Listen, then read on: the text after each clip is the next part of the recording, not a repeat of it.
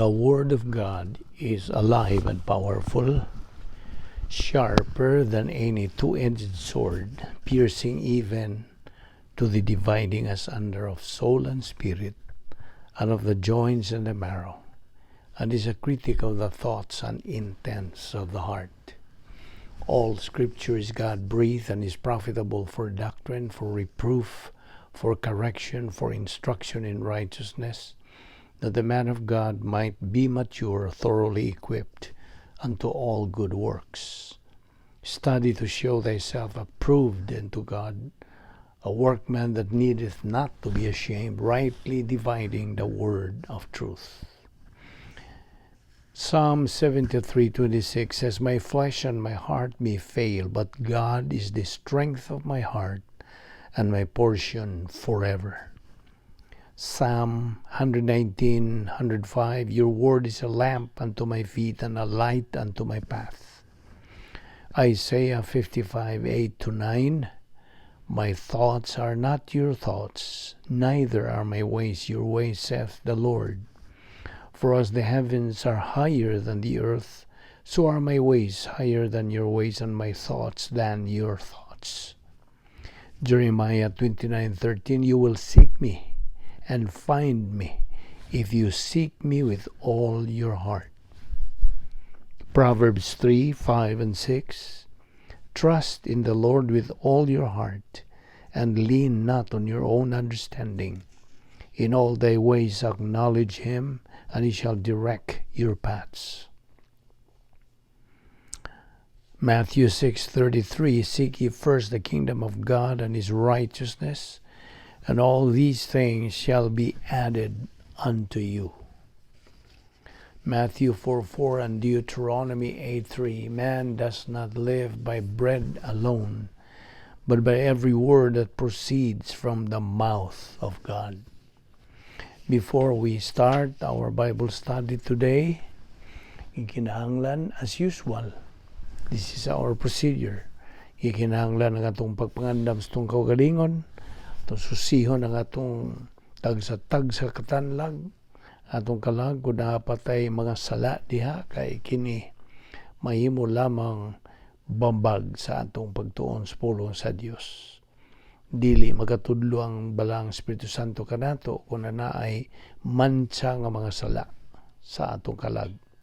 Busa, gimanduan kita diha sa 1 John 1:9 nga ato kining isugid ang atong mga sala. 1 John 1:9 in English says, If we confess our sins, God is faithful and just to forgive us our sins and to cleanse us from all unrighteousness. Umani mo buhata ka na andam na sa bikaw nga igsuong magtuto. Apan alang kanimo higala nga wala pa'y kaluwasan, diha kanimo, awhag ka, agda ka, nga imong gamiton ka ng imong kaugalingong kabubuton, your volitions, paghimo og desisyon. Labing manungdanong desisyon sa tibok mong kinabuhi. The decision to believe in Christ as your Lord and Savior.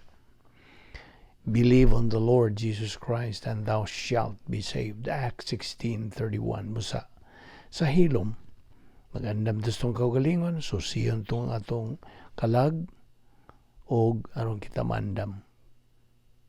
Let's pray sa hilom.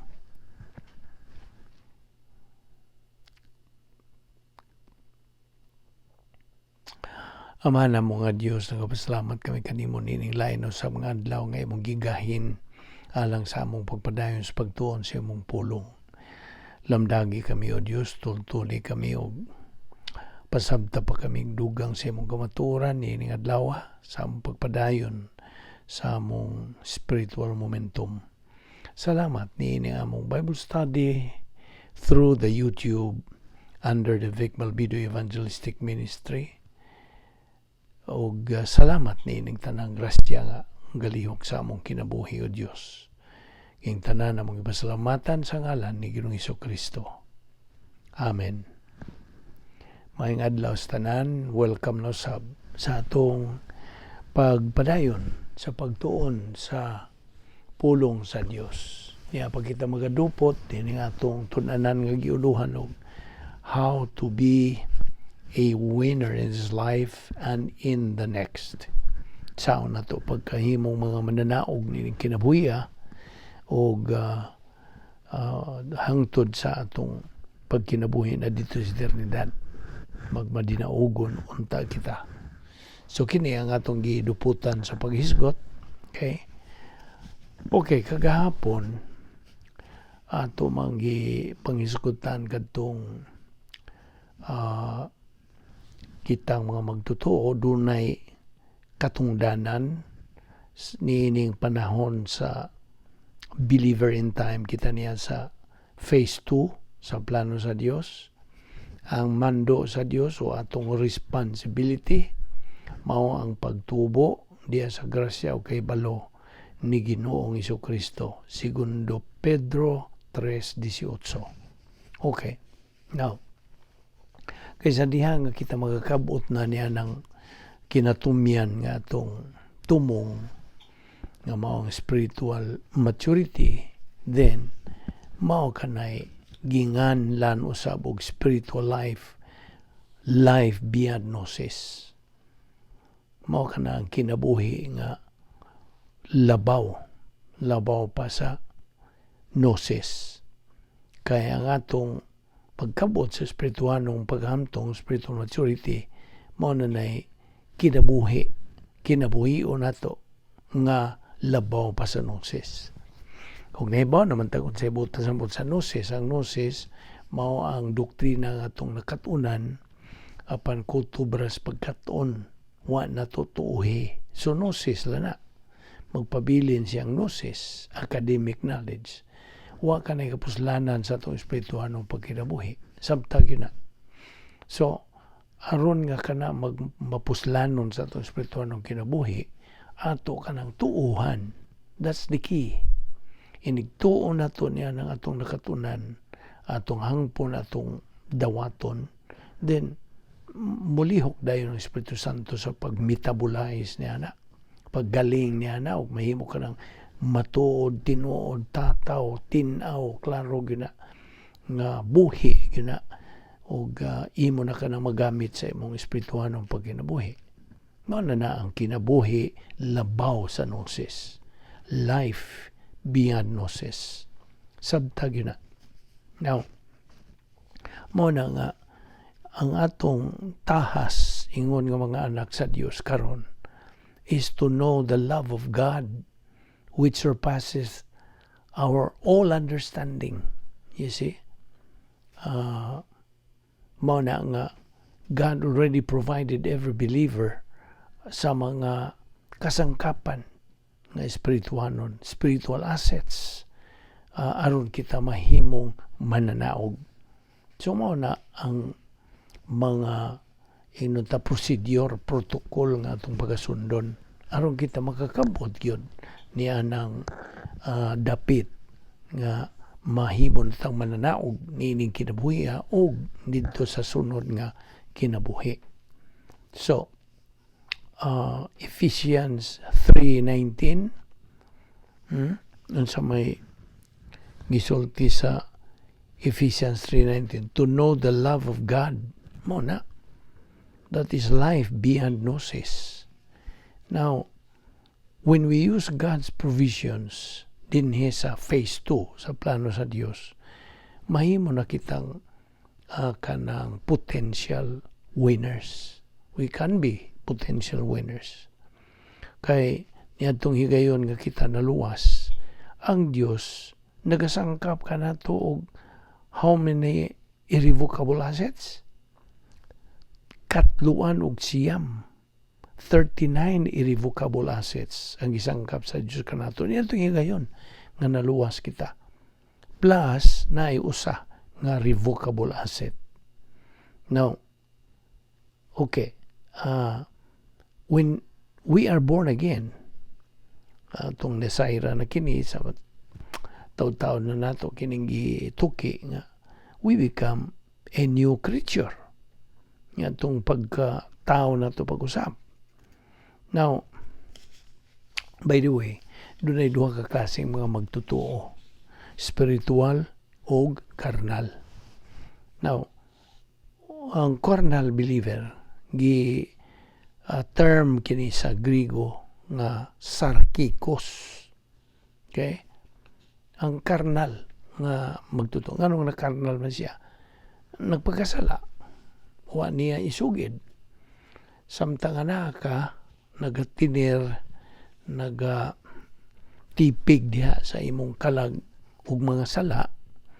Ato naman itong isgutan katong mga matang sa sala kagahapon. Sala sa una, sala sa dila o sala sa buhat. So, sa diha nga makabuhat kag sala, kita ang mga magtotoo, out we go. Magawas kita sa operational divine dynasty, magawas kita sa plano sa Dios. Okay? So, we are under God's discipline. Na doon na ba'y tulo ka klase, nga dili kay klase, tulo ka ang sa pagdisiplina ka nato. Nga mga magtotoo. Sa diha nga makasala kita niya di nato isugid, then muagi kita sa tulo. 3 levels of discipline. Ang una niini warning. Pasidan anta sa Dios una. Umutok-tok ang Dios. So, anak balik. Okay, og di ka mo tagad niya ng maong warning, di lang ka mo kanang rebound, nagpatuyang na lang ka sa imong pagpakasala, then mahagbong na si kaduha, intensive na, murag kanang nagkabugat na, nagkagrabe ang imong disiplina. Ano ang ikatulo, kung wagyo ka, di ka manumbaling sa pagpainom doon sa Diyos nga pagbalik dito sa operational divine dynasty, so ang tumahog ka na sa ikatulong nga mao na ng unsa maximum discipline. Unsa man ang maximum discipline? Sin unto death. Kuhaon na lang yung kas Ginoo. Kuhaon ka na. Kaya wa makaipos. Wa naman ka makapahimulos sa grasya sa Dios. Nagkasabot ka ba? So there are 3 levels of discipline. Warning, intensive, and maximum. So mo na makaako kapag agi niya ng tulo ka klase o level sa disiplina sa Dios. So timan na nato at the point of salvation, ito yung gayon kita naluwas, misangkap sa Dios kuno mihatag kanato ang Dios o katluan og siyam ka gingog irrevocable assets. Di na na mabakwi. Gawas na ng usa revocable asset.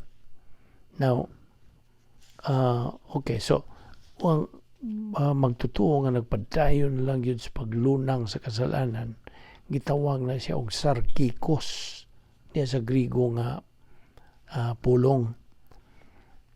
Apan ang dili magtutuo, an unbeliever, unsa may term nila sa Griego, sokikos, mao nay Griegong pulong sa mga unbeliever. Sokikos, P-S-U-C-H-I-K-O-S, sokikos. Silent P maguna. Sokikos ang term sa unbeliever. Now, ang sarkikoy,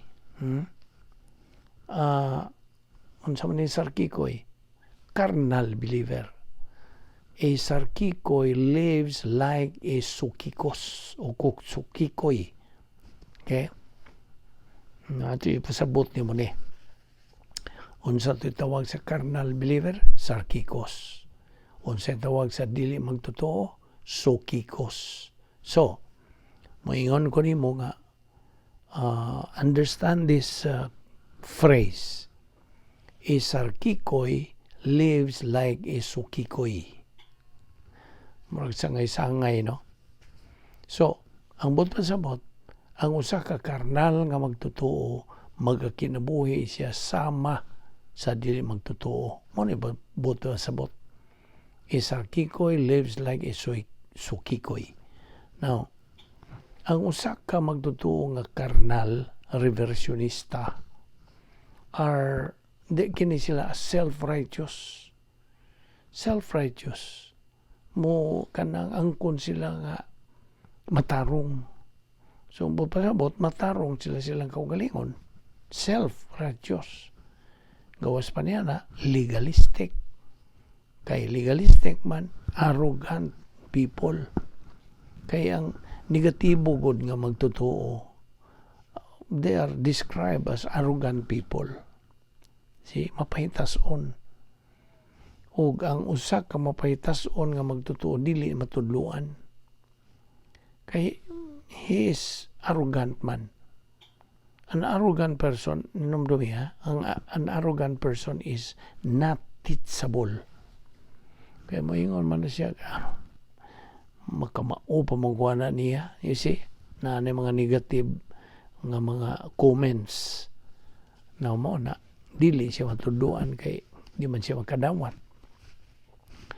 Now, ang pulong sa Diyos nagaingon diha sa Jeremiah 17:5 and 7, blessed is the man who trusts in God, but cursed is the man who trusts in man.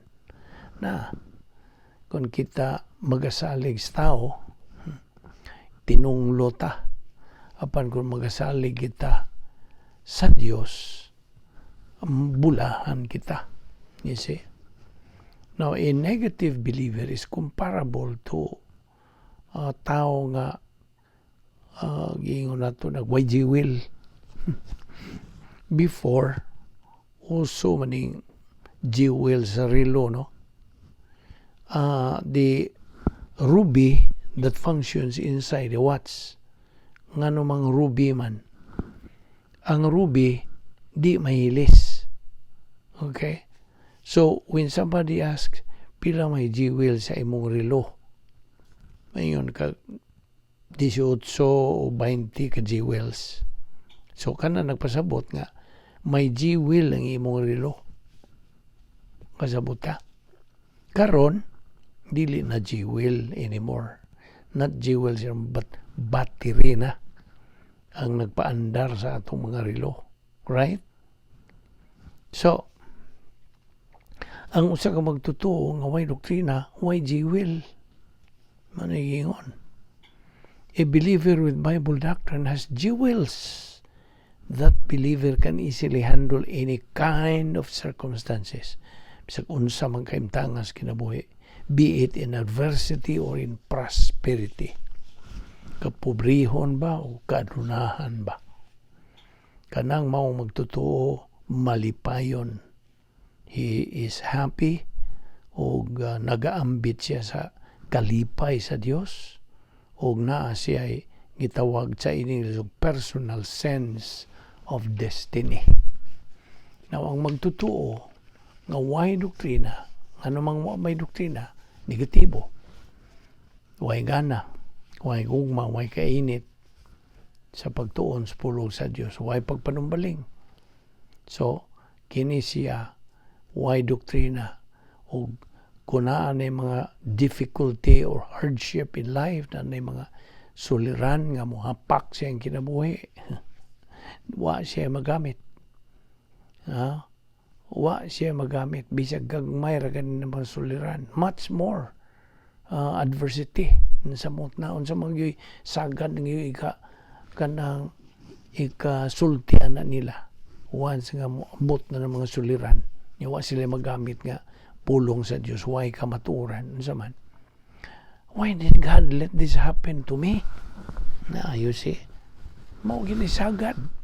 Common ginang mga comment. Diyan na, ila dayon gibaso lang Diyos nga warbag yung labot ang Diyos. Ilang tinuyuan. Negatibo. Kapila na, balik-balik ka na sa Diyos. Pahinumdo mga pagtuon sa akong pulong. Aton iyang kamatuoran. Kaya na diyan ni mo makatuni. Unsaon ni mo paggamit o unsay imong magamit pag-atubang o mga suliran. Namo na. So you are a casualty. Imong tinuyuan. Sanglit ang negatibo nga magtutuo wa may doktrina. Umana.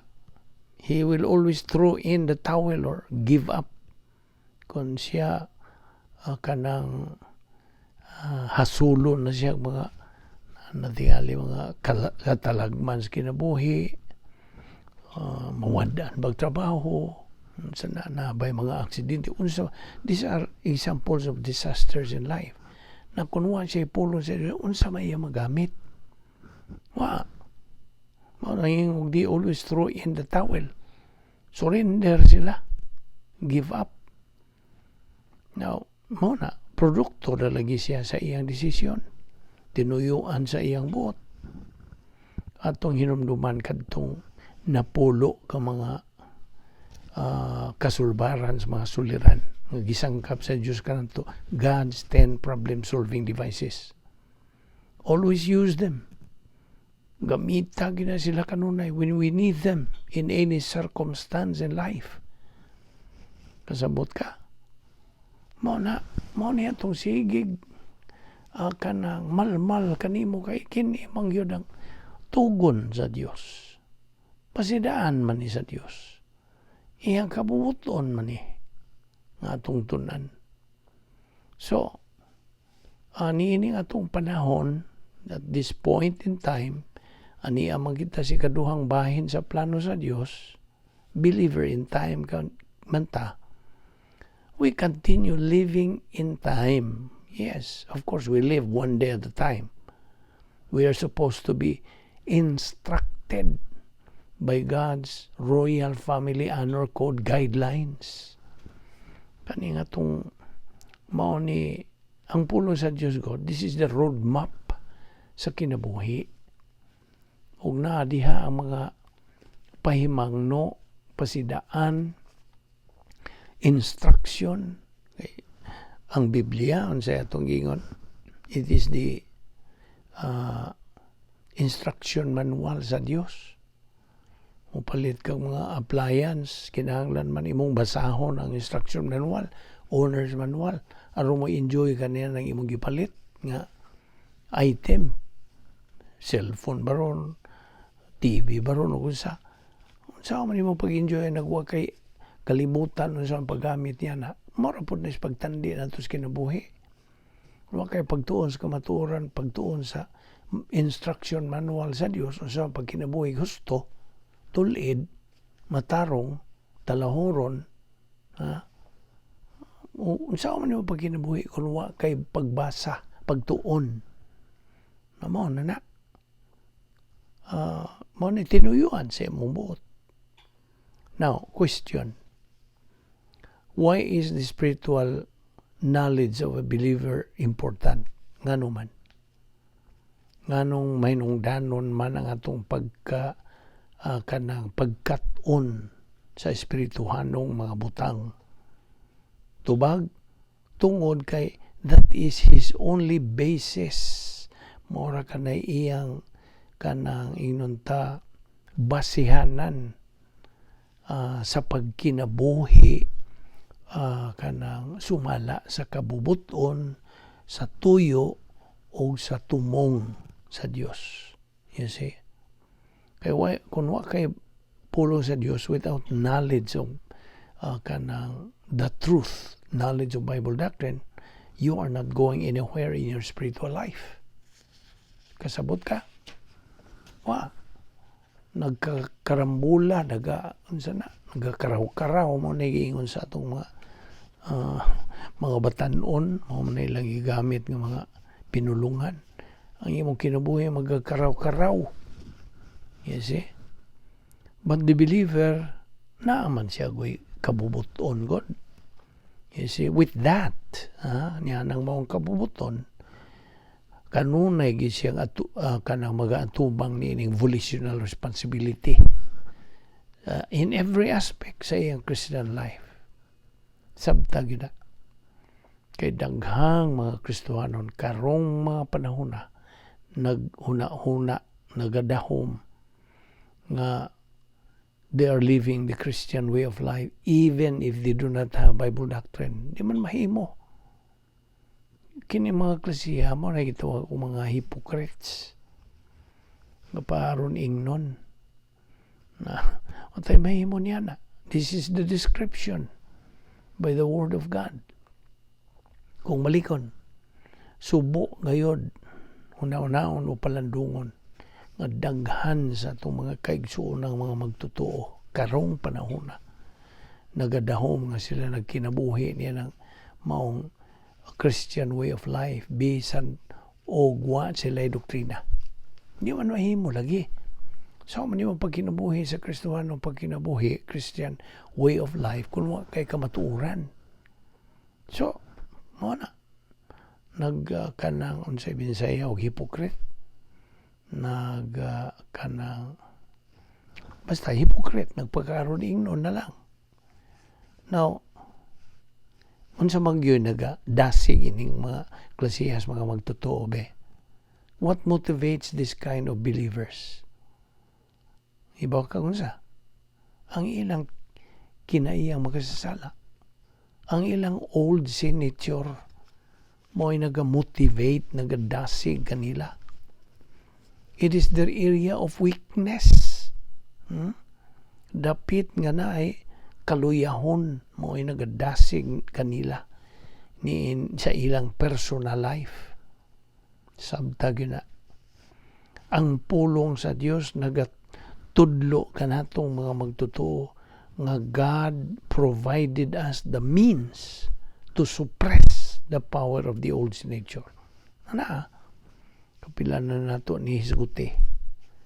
Gisangkapan man ta sa Dios ay ang kamatuoran.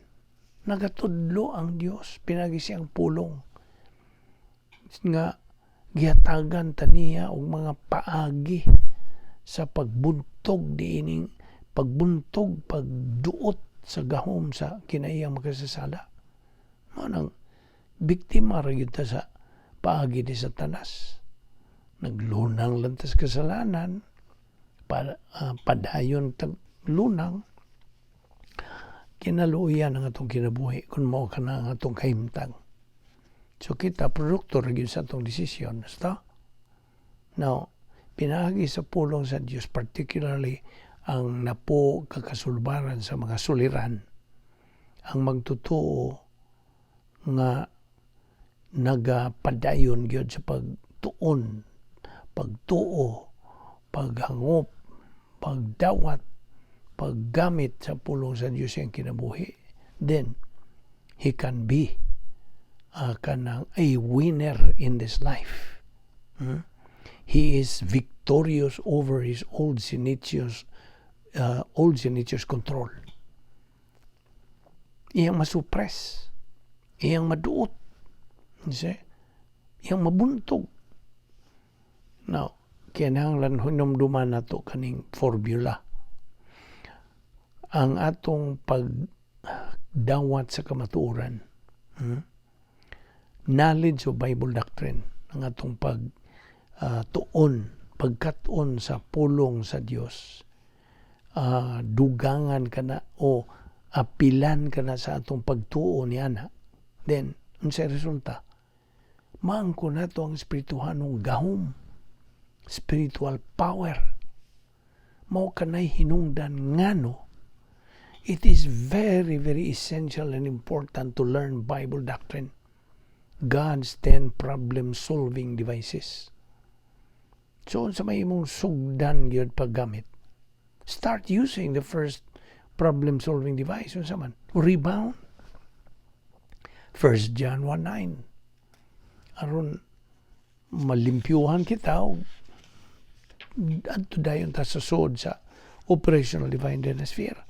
So we can fulfill the plan of God sa atong kinabuhi. Keep moving in your spiritual life. Inumdumi, labas na ito sa atong panumduman nga ang Christian way of life is a supernatural way of life. Kung tungod kay mauman ka na siya nga supernatural way of life, kini, it demands a supernatural way of execution. So, ang usa ka negatibo nga magtotoo, negatibo, way gana way gugmas pagtuon sa pulong sa Dios. O nagitawag siyang negative. A negative believer will tend to doubt sa iyang kaluwasan. You see? Wala naman siya kamatuoran. Wala man siya mo padayon o man siya spiritual momentum. So, ang tendency niya, he will doubt his salvation. Mayon siya, luwas maka ako. Nga naman musugod man siya o duha-duha sa iyang kaluwasan nga naman. Ay, waman lagi siya doktrina. Waman siya pulong sa Diyos di siyang galag. Mauna. Naunsa ka negatibong magtotoo. Confused gid siya. Nagkaguliyang na yun siya iyang una-una. He is a confused person, disorganized, disoriented to the reality of life. Miserable siya. Makaluluoy, alaot, unhappy. Dili siguro. Dili ligo niyang pagbarog. In short, he is a loser believer. Kasabot ka? Bildiro. Gumikan sa iyang desisyon nga gihimo. Mauna nga, kung ikaw ang hingtungdan niini, dili pa manulahi ang tanan. God is a God of second chance. Ayaw ginakalimta. He's just tapping his foot. Sige lang siya, kuwat. Anak, usba nang imuna-una. No, naging ugmitan o change your mind. Pulihin na si muna-una ng mga tawhanon, kalibutan ng mga panguna-una. Pulihi sa akong mga una-una. Kaya kung una-una, mas labaw pa sa tanang mga huna-huna. Isaiah 55, 8 and 9. Ang siya gisulti sa Diyos. My thoughts are not your thoughts. Neither are my ways your ways, saith the Lord. For as the heavens are higher than the earth, so are my ways higher than your ways, and my thoughts than your thoughts. Na, kini atong gitunan ang iya ni mga huna-huna. Huna-huna ni Ginoong Jesucristo. 1 Corinthians 2:16. Di man nina, ayaw na po nagalimti. So, ato ni padayon ugma. Daghan pa kayo kitag pagatukion bahin sa atong topic nga nindot kayo kining pagtulunan na. Daghan kag mapupo nini kana og positibo ka. Kung negatibo ka karon, usba ka na imong panguna-una. Metanoeo. About face. Ngikas pagka negatibo ngadto sa unsa positibo. Aron makatunan nimo kini, di ka magbahay. Kaya man ni sa Dios. You see, ang Dios is a perfect God. God is a perfect God. His plan is perfect. His word is perfect. He keeps His word. O na usas mga kinaiya sa Dios. Magampo ta. Balaan na mga Dios, nagapasalamat kami kanimo sa imong pagtudlo pa kami kanamog dugang nga mga kamatuoran. Salamat o Dios sa among nakatunan. Ning adlaw Dios, hinaut nga kini masilsil gyud sa among limbatakan. Among magamit sa among daron panginabuhi. Salamat sa imong grasya nga nagalihok sa among kinabuhi. Dili kami takos nini o Dios. Salamat ni among Bible study pinagi sa YouTube ubos sa Vic Balbido Evangelistic Ministry.